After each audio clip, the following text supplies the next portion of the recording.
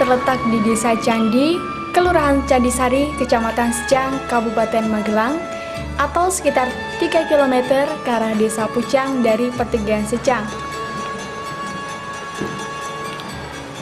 Perjalanan dapat ditempuh dalam kurun waktu sekitar 10 menit dengan berjalan kaki.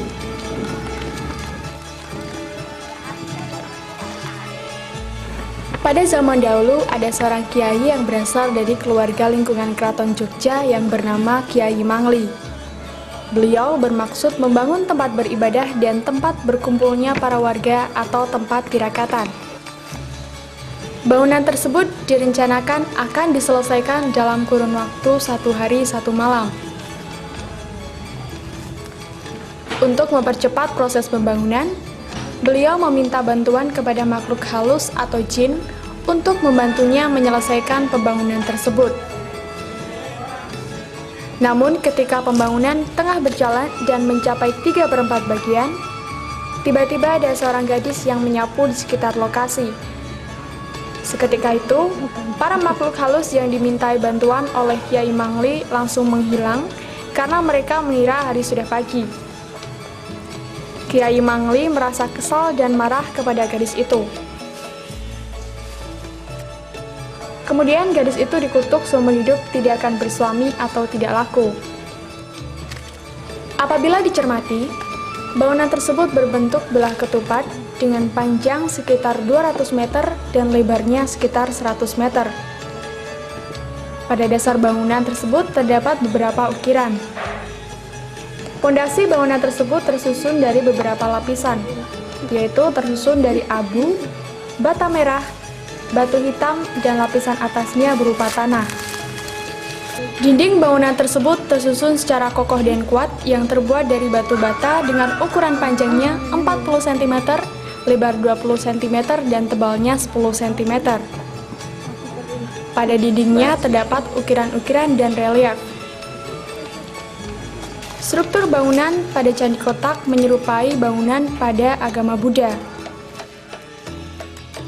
Bagian dalam candi kotak terdapat beberapa ruangan-ruangan yang diberi sekat sehingga menyerupai kamar. Dalam setiap kamar atau ruangan tersebut terdapat batu hitam yang bentuknya tidak teratur. Di samping itu juga ditemukan beberapa pusaka-pusaka, antara lain keris dan batu akik. Ada juga batu besar yang berbentuk balok dengan ukiran pada setiap sisi-sisinya. Lalu pada ujungnya terdapat patung kepala ular. Menurut fungsinya, batu tersebut digunakan untuk menyimpan wayang. Selain itu, terdapat juga sebuah batu besar yang bentuknya bila diperhatikan mirip dengan bentuk kura-kura. Bentuk persegi menggambarkan bentuk badan kura-kura dan cangkangnya. Sedangkan satu bagian yang menonjol adalah suatu bentuk yang menyerupai kepala kura-kura. Batu ini digunakan sebagai tempat untuk meletakkan sesaji.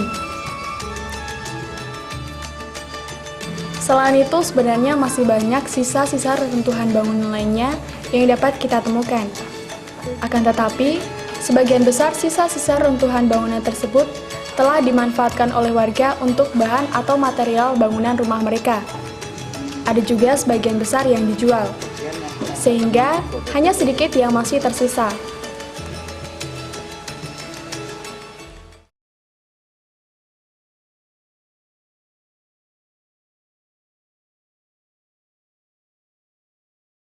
Kalau menurut pengertian kami, sejarah purbakala ini, itu kalau nenek-nenek kami bercerita, itu awal mulanya memang daerah sini ini sangat-sangat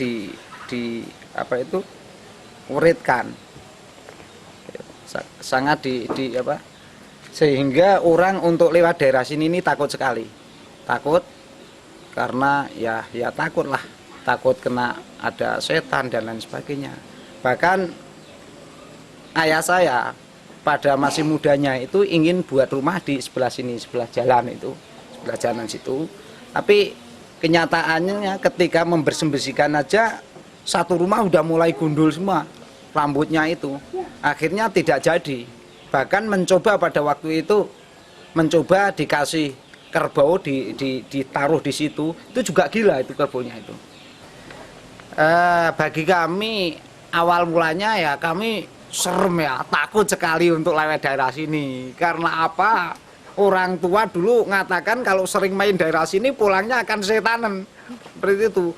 Namun untuk selanjutnya setelah tidak dikasih sadranan, tidak kasih sesajian, akhirnya kita berani main sini, bahkan akhirnya banyak sekali dimanfaatkan oleh warga masyarakat, khususnya untuk pembangunan masjid.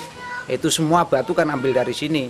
Bahkan awal mulanya batu ini adanya di daerah di atas itu ya. Namun karena diambil terus batunya, akhirnya jatuh sampai di bawah sini. Dan yang lainnya, yang masih 4 lainnya itu berserakan dari sebelah sana-sana.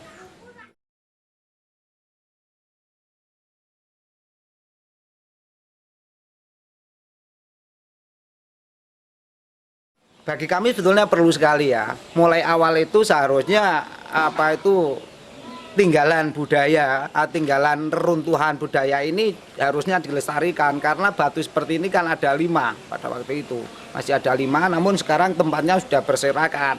Itu kalau dilindungi, bahkan dirawat, itu bahkan kan pertama bisa untuk objek wisata. Itu kedua kalinya untuk peninggalan sejarah, sehingga anak cucu kita di hari kemudian akan tahu apa sejarah nenek moyang kita pada waktu itu.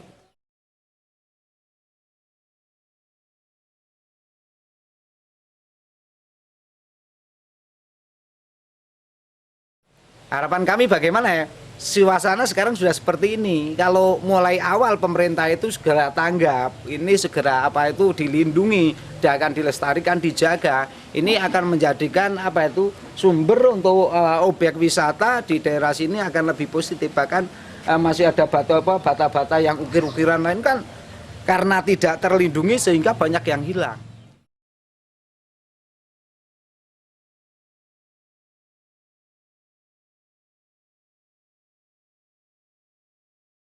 Kami rasa pemerintah sudah tahu tentang keberadaan candi di sini, karena di candi kota, candi mulai mungkin pembuatnya dari Bondowoso ya, itu sudah lama sekali.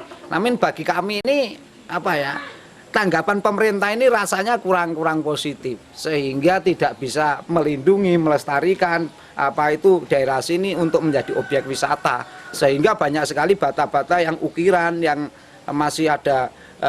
Yang unik-unik itu banyak yang hilang itu. Dan dari kami sendiri sebetulnya mulai nenek kami itu sudah sebagai penghasilan ya, karena ini kebun nenek saya, yang majek juga nenek saya, maka nenek saya itu juga ngambil keuntungan dari sini untuk bayar pajak dan lain sebagainya. Itu ngambil sering jual bata-bata dari sini yang kotak-kotak itu. Namun saya sendiri pada waktu itu juga pernah jual, namun kenyataannya kami sendiri kena masalah sampai kepolisian dan lain sebagainya ya. Intinya kena duit toh. Nah, itulah. Keberadaan Candi Kotak merupakan salah satu bukti peninggalan sejarah yang sudah sepantasnya untuk kita jaga dan kita lestarikan. Akan tetapi respon atau tanggapan pemerintah terhadap keberadaan Candi Kotak kurang begitu positif. Pemerintah hanya sekedar meninjau saja, akan tetapi tidak mengupayakan sesuatu dan menindaklanjutinya. Sudah semestinya kita sebagai generasi penerus bangsa untuk menjaga dan melestarikan peninggalan sejarah sebagai bukti kekayaan budaya Indonesia.